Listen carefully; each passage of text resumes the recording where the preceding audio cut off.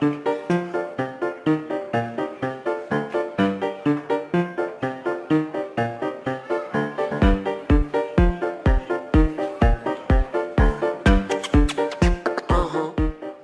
a été journaliste, animatrice, elle est actuellement narratrice et aussi auteure puisqu'elle signe son tout premier roman, Des cicatrices sur l'ADN. Roxane Lapointe, bonjour. Bonjour. Roxane, c'est un premier roman et c'est un roman hybride qui mélange texte et musique. J'ai beaucoup aimé le concept. C'est spécial comme projet littéraire. Je voulais que tu nous expliques. Oui, en fait, ce sont des pièces qui ont été composées par le pianiste-compositeur Pascal Mayou. Donc, 9 compositions au piano qui sont destinées finalement à augmenter la profondeur de l'œuvre.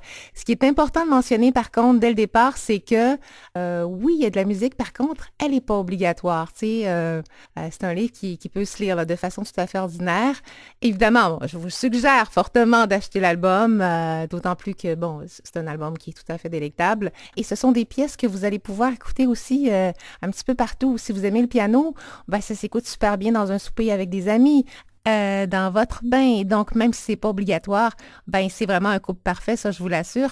Et les amateurs de piano vont vraiment être servis. Et si j'ai bien compris, on a le choix entre acheter le CD physique ou encore télécharger l'album sur iTunes ou encore Google Play. C'est bien ça? Oui, exactement. En fait, si vous voulez vivre pleinement l'expérience de lecture, moi, je vous suggère grandement de télécharger cet album-là, comme tu l'as dit, soit sur iTunes ou Google Play, ce qui va vous permettre de vivre l'expérience où bon vous semble.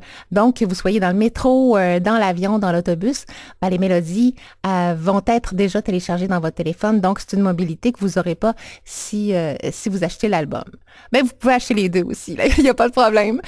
Ce qui est important de mentionner aussi, c'est qu'il faut faire des petites pauses quand on écoute la musique. Le monde pense que c'est comme une espèce de bed musical et qu'on lit en même temps qu'on écoute la musique. C'est pas du tout ça. En fait, il y a la musique qui est placée entre les paragraphes et il faut tout simplement faire une petite pause. Le livre nous guide très, très bien et tout ça va avoir pour effet finalement de booster la concentration et évidemment de faire ressentir les émotions véhiculées par le livre plus profondément, là. Jusqu'à présent, on pouvait cibler les caractéristiques physiques et psychologiques d'un personnage. Maintenant, avec la musique, on cible l'état d'esprit si on veut.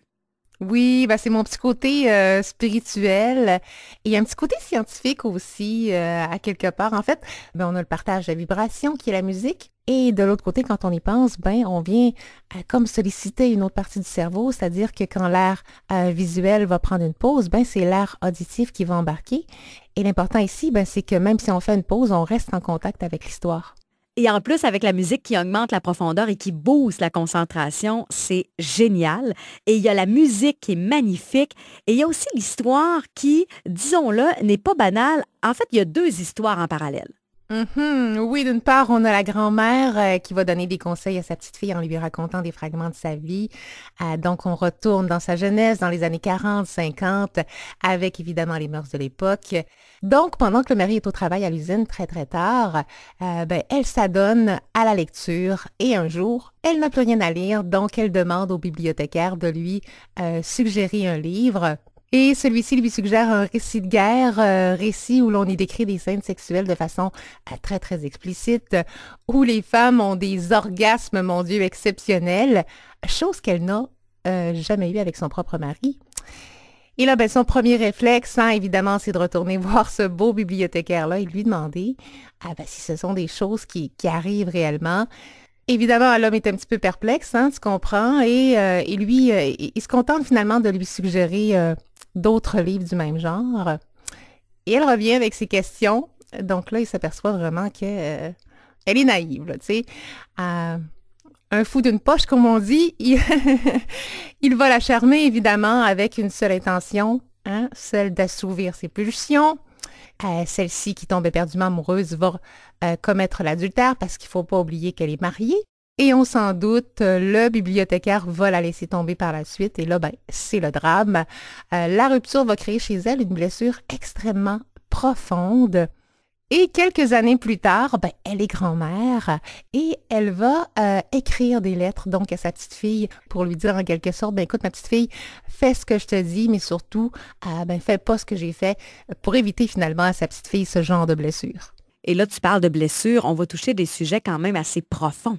Oui, ben du côté d'Emma, la jeune héroïne, on va suivre sa vie de 8 ans jusqu'à 40 ans, ce qui veut dire qu'on débute dans les années 80 jusqu'à aujourd'hui. On va notamment parler du trouble de l'attention, du décrochage scolaire, du deuil d'être maman. Tu vois, il y a un chapitre aussi sur l'expérience de mort imminente. Il y en a un autre sur le langage du corps, les relations toxiques.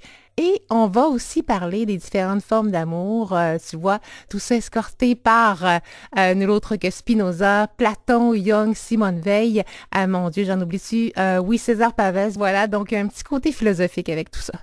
Est-ce que je me trompe ou ça semble un peu autobiographique? Je me demandais tellement quand est-ce qu'elle allait sortir celle-là. Écoute, sans parler d'une autobiographie, c'est ce qu'on appelle une autofiction, donc il y a du vrai et du pas vrai. Et j'ai changé les noms, évidemment. L'espace-temps ne correspond pas tout à fait à la réalité non plus. Mais tu vois, même s'il y a beaucoup de vrai, je pense que à travers ces expériences individuelles-là, il y a aussi une dimension qui est très sociale. Et c'est pour ça que j'ai appelé mon personnage Emma aussi. Je trouvais qu'Emma avait vraiment quelque chose d'universel, un petit peu comme Ève, sauf qu'Ève est très, très collée à la religion, évidemment. Quant à Emma, ben, elle est partout en littérature, tu sais. Et quand on pense à Flaubert, à Jane Austen, Emma représente la femme avec ses rêves, avec ses désillusions, avec ses apprentissages, ses échecs. Donc, non seulement elle me représente, mais elle représente aussi plusieurs femmes, je pense. Et pour répondre à ta question, oui, c'est un petit peu autobiographique, en effet. Les lecteurs vont avoir l'occasion de rencontrer Sandro et j'étais curieuse de savoir si Sandro existe réellement. Écoute, c'est tellement drôle parce qu'il y a tellement du monde qui me demande si Sandro a existé. C'est fou. Puis en plus, ce qui est encore plus comique, c'est que j'ai passé à deux cheveux de ne pas mettre ce paragraphe-là. Donc, je suis vraiment contente de l'avoir gardé. Écoute, pour répondre à ta question, oui, Sandro a bel et bien existé. Est-ce qu'il existe encore? J'en ai aucune idée. J'aimerais bien le savoir.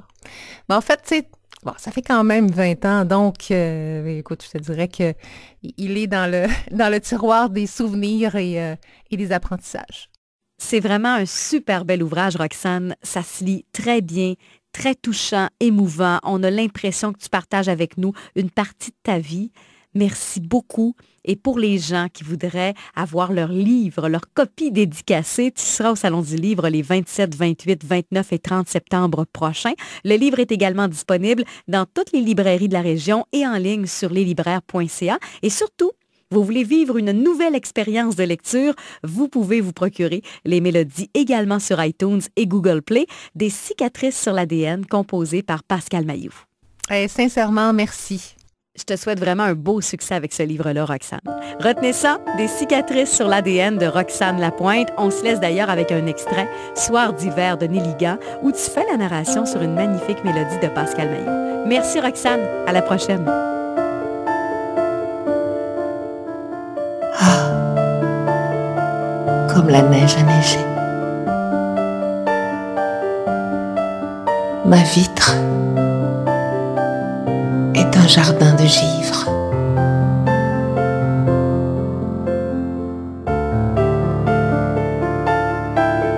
Qu'est-ce que le spasme de vivre à la douleur que j'ai.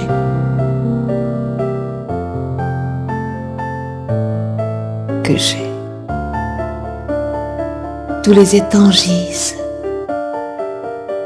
gelés. Mon âme est noire.